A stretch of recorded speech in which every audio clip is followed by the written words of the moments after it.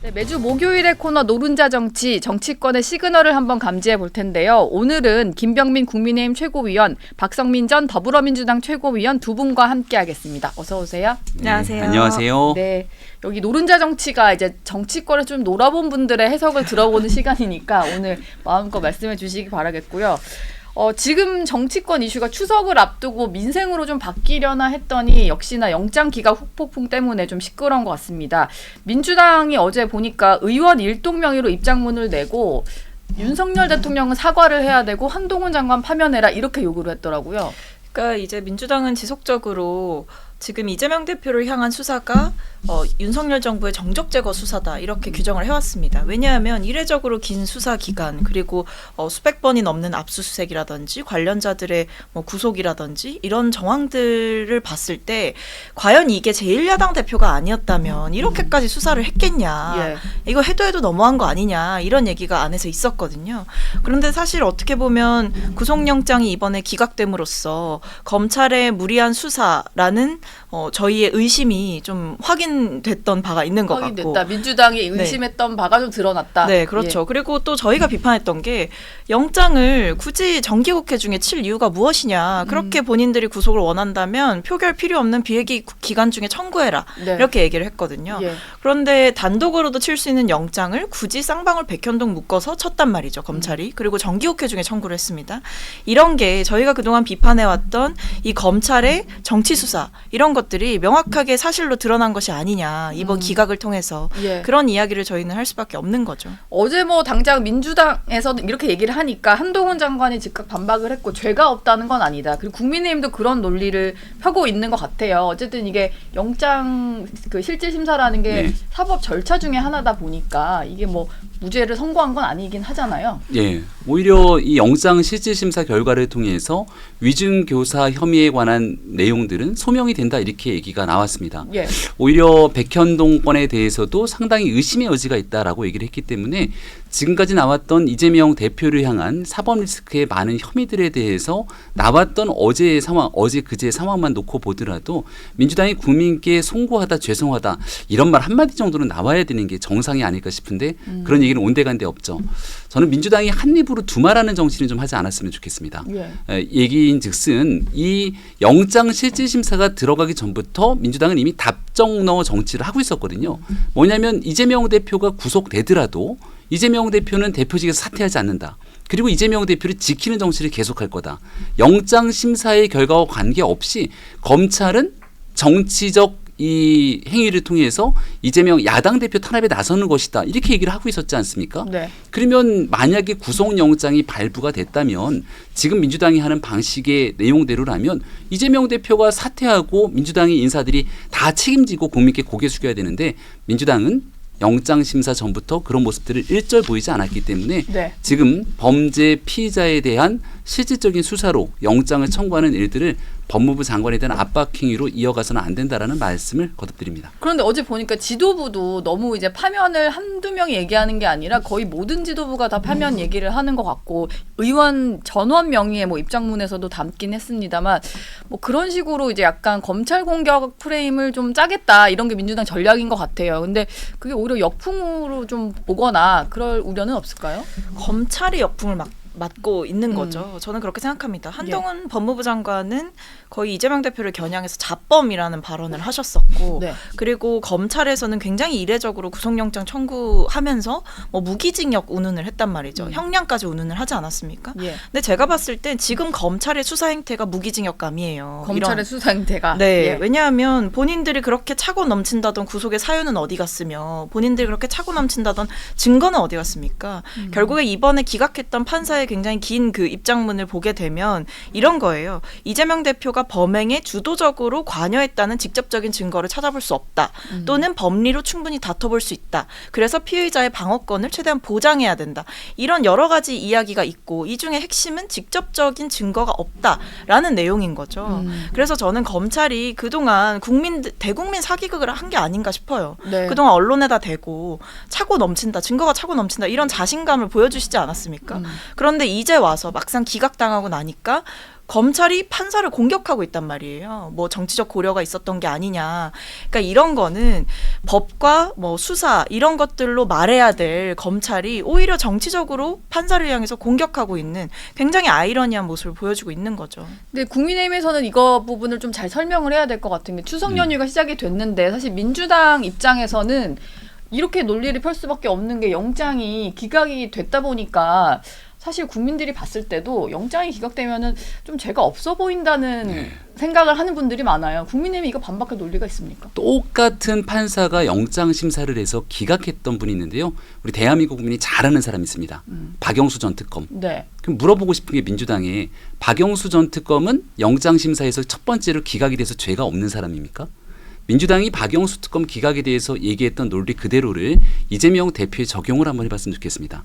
만약 민주당이 지금 갖고 있는 167석인가요? 거대 의석의 힘으로 방탄으로 똘똘 뭉쳐갖고 있지 않게 되면 저는 검찰이 한 번쯤 박영수 전 특검 했던 것처럼 다시금 수사 보강해서 영장 재청구도 가능하다고 봅니다. 그런 방식으로 박영수 전 특검 영장 재청구로 결국은 구속영장 발부가 됐죠. 예. 과거에 국정농단 사건 때 이재용 부회장이 첫 번째 영장 심사에서 기각이 됩니다. 그때 이재용 삼성전자 부회장이 죄가 없냐 이렇게 나왔던 게 아니라 민주당이 그때 했던 얘기들 한번 똑똑히 기억해 보십시오. 그 두 번째 영장 심사를 통해서 결국은 구속이 된 바가 있죠. 그러니까 이 구속영장에 대한 실질 심사라는 건 이 내용 자체로 죄의 유무죄를 판단하는 게 아닙니다. 예. 그리고 한 가지 더 증거가 하나도 없다 이렇게 얘기를 하게 되는데 어제 있었던 영장 심사의 판결문을 좀 명확하게 지켜보셨으면 좋겠는 게 첫 번째는 혐의에 관한 소명이 있었고요. 네. 그 두 번째는 증거인멸에 대한 가능성을 언급합니다. 그중에 증거인멸 가능성 중에 첫 번째 바로 이 위증교사 그 백현동 사건에 대해서는 이미 많은 증거들을 다 수집했다. 그래서 그거를 인멸할 수 있는 인멸할 이유가 없다고 판단한 거거든요. 예. 증거가 없는 것이 아니라 마지막 이재명 대표가 제1야당 현직 정당의 대표 신분이기 때문에 국민의 관심사 속에서 이런 감시를 받고 있는 상황이어서 증거인멸의 가능성이 없다고 얘기를 하고 있는 측면이 이것은 이재명 대표가 야당 대표의 신분으로 방탄하고 있는 것 아니냐라고 하는 주장들을 충분히 펼칠 수 있는 거죠. 야당 대표 신분인 것이 상당히 고려된 결정으로 보인다. 그리고 민주당 입장에서는 지금 일단 이재명 대표 중심으로 뭉치고는 있습니다. 그리고 보궐선거 체제로 빠르게 전환을 한 것 같고 그런데 뭐 이런 얘기도 좀 나오긴 하더라고요. 어쨌든 이재명 대표가 사법 리스크는 진행형이다 보니까 뭐 이제 올해 후반기로 가다 보면은 뭐 일주일 내내 재판 받을 수 있다 이런 얘기까지 나와요. 이런 상태에서 이재명 체제로 총선 치르는 게 부담은 없을까요? 일단 제가 봤을 때 이번 구속영장 청구가 기각됨으로써 이재명 대표의 판이 다시 한번 깔리는 그 재기의 시점이 마련이 된 것 같습니다. 사실 사법 리스크라는 게 당 안에서도 여러 우려가 당연히 있었죠. 그리고 구속 여부에 대해서도 많은 위험성이 있다 보니까 다들 고민이 굉장히 많았던 것 같아요. 근데 결과적으로 보면 이렇게 검찰이 뭐 차고 넘친다던 증거 운운하고 140쪽이 넘는 그 구속영장 청구서를 작성했음에도 불구하고 기각이 되었다면 이후에 검찰이 또다시 이런 방식으로 똑같은 행위를 벌일 수 있을 것인가 생각해보면 검찰도 상당히 부담이 되지 않겠습니까? 예. 만약에 또 청구했는데 또 언론 플레이 했는데 또 기각되면 검찰은 도대체 2년 정도 되는 시간 동안 수사를 했으면서 뭐가 있다는 거냐? 예. 이런 국민들의 이제 뭐 비판이나 아니면 검찰의 역풍이 올 수 있기 때문에 검찰 입장에서는 앞으로 굉장히 신중한 움직임을 보일 수밖에 없을 거거든요.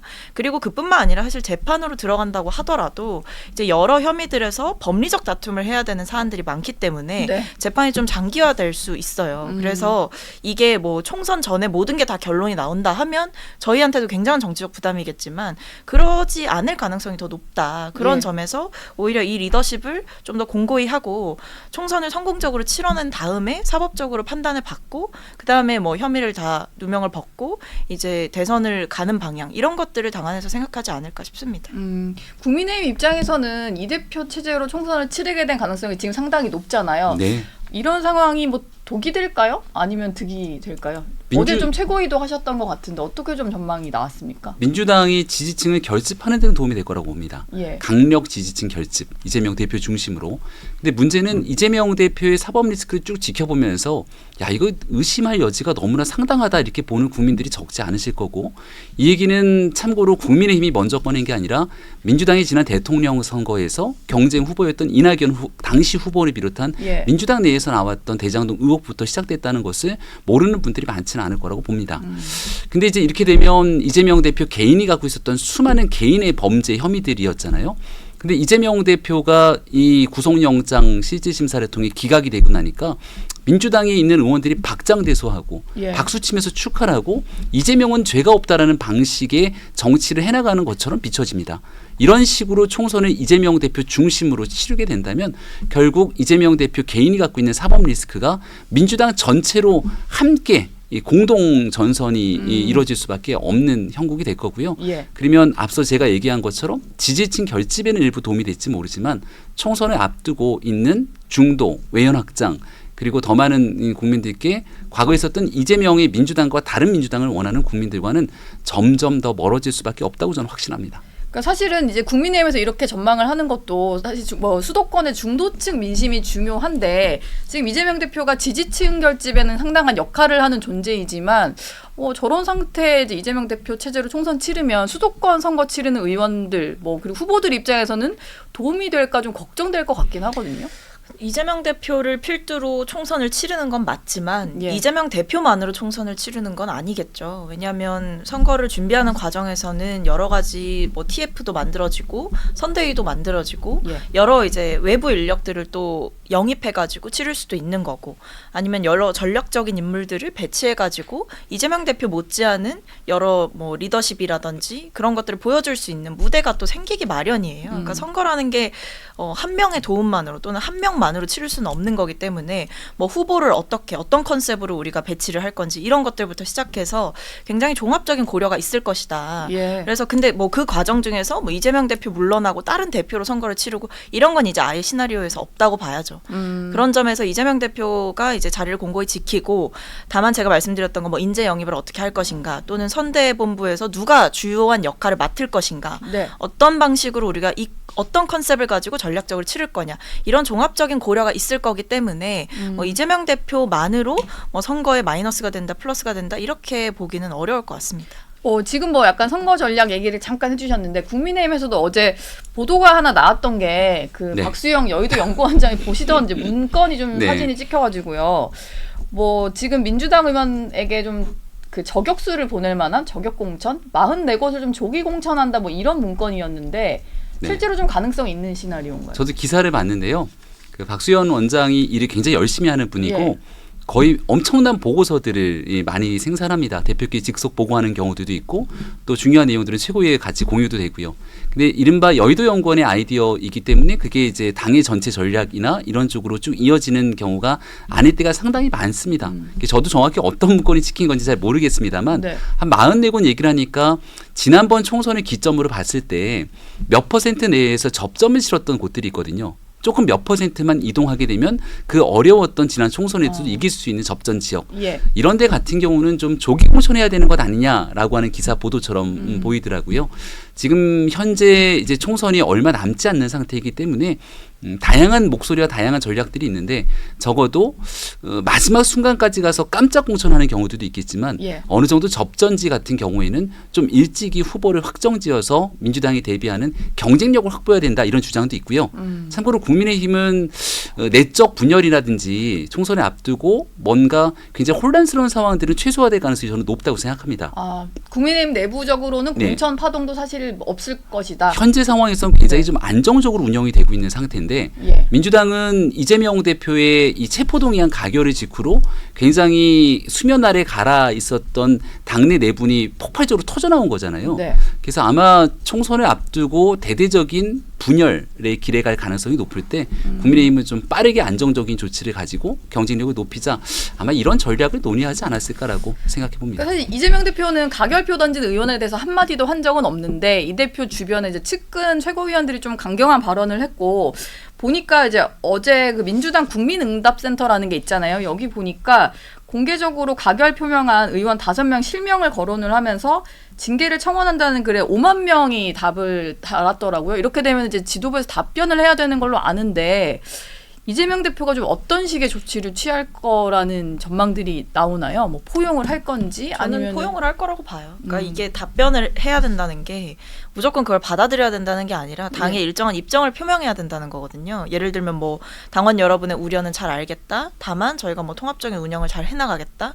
이런 식으로 일정한 입장 표명이 있지 않을까 싶고 그런 거죠. 그리고 이 징계를 한다라는 거는 네. 이거를 해당 행위로 보는 거거든요.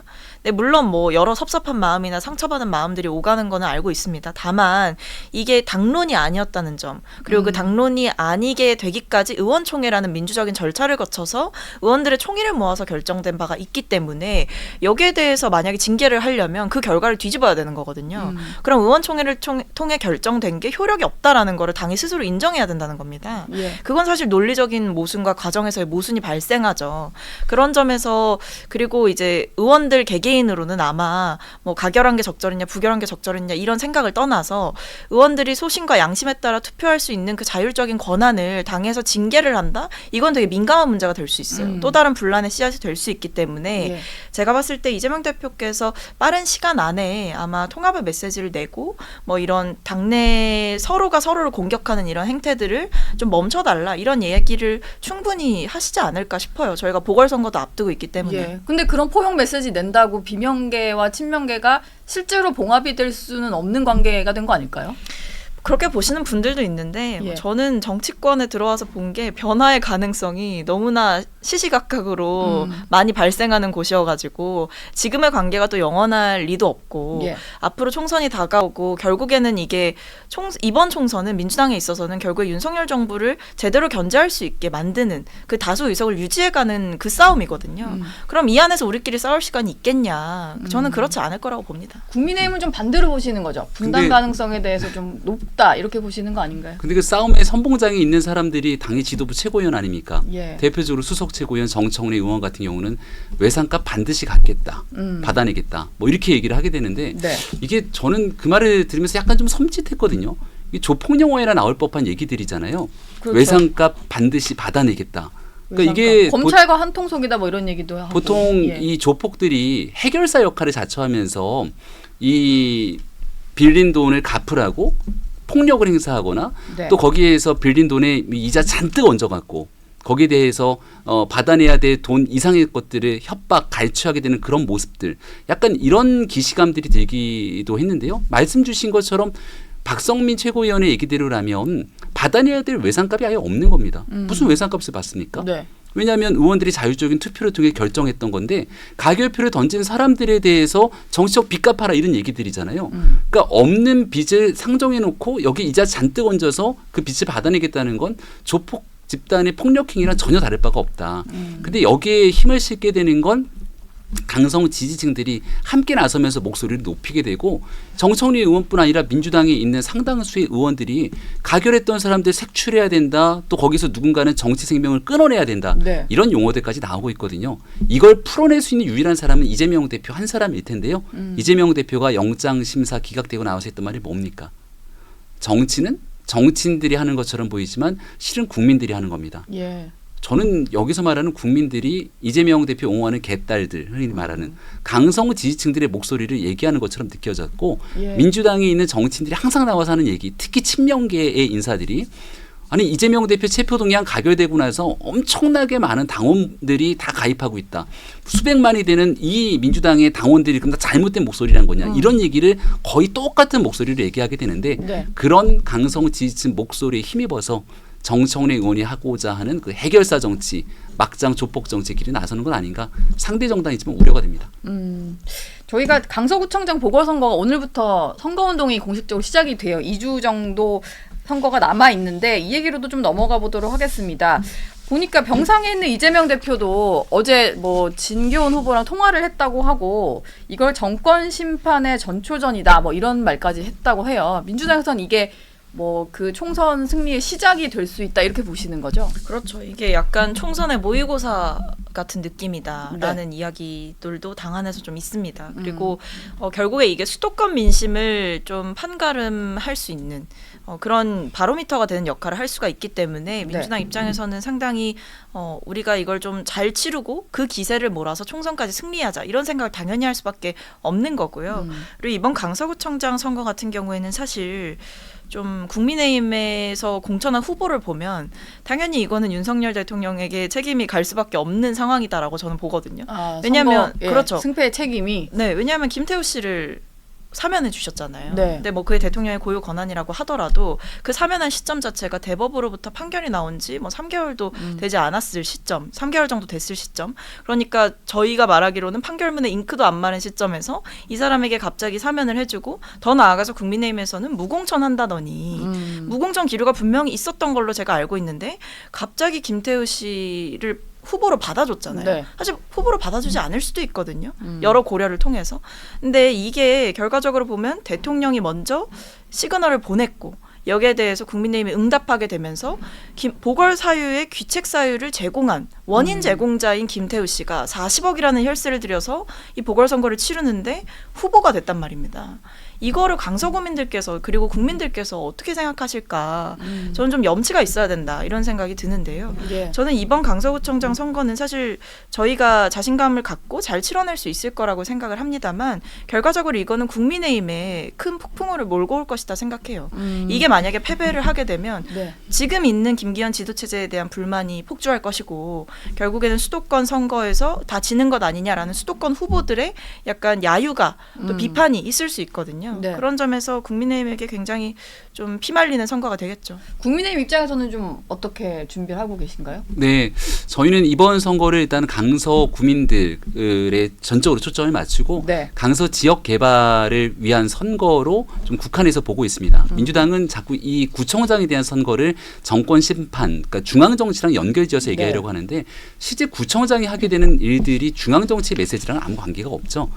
김태우 청장 후보자가 구청장이 되고 나서 지역 개발을 위해서 하려고 노력했던 길들이 불과 얼마 만에 이제 닫히게 됐는데 오세훈 서울시장, 윤석열 정부와 함께 지역 도시 개발에 가장 역할할 수 있는 적임자가 김태우 후보가 아니냐라는 메시지를 지역 맞춤형으로 내고 있고 참고로 민주당은 앞서 얘기한 것처럼 분열의 길을 걷고 있다고 말씀드렸는데 이 강서구청장 후보도 이재명 대표로 인한 전략 공천을 하게 되면서 지역에 뛰고 있던 사람들의 극한 반발들이 있다는 얘기까지 나왔습니다.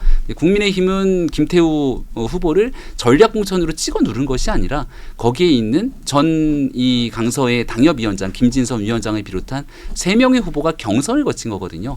이 경선을 거치면서 김태우 후보자로 결정이 됐고 조금 뒤에 우리 나경원 전 의원 나오나요? 예, 나오십니다. 나경원 전 선대위 상임고문 맡으셔. 나경원 상임고문 그리고 안철수 상임고문 그리고 권영세 전 장관부터 시작되는 당내에서 다양한 목소리를 갖고 다양한 경쟁력이 있는 사람들이 당내 화합을 이루면서 선거를 치르고 있기 때문에 분열의 민주당과 통합과 화합의 국민의힘에 대한 선명한 차이를 보여주는 선거가 될 거라고도 생각합니다. 근데 일단 김태우 씨에게 후보의 자격을 부여한 것 자체가 국민의힘이 공당으로서의 책임감을 완전히 상실했다라고 생각해요. 제가 앞서도 말씀드렸듯이 이 보궐선거 왜 하냐면 이분 때문에 하는 거지 않습니까? 자리를 그런 보궐선거가 생긴 게 김태우 후보 때문이기는 하죠. 그리고 그 판단을 뭐 민주당이 했나요? 법원에서 한 겁니다. 그러니까 사법부의 판단을 마땅히 존중해야 되는 것이 있었던 거죠. 아무리 대통령이 사면을 했다 하더라도.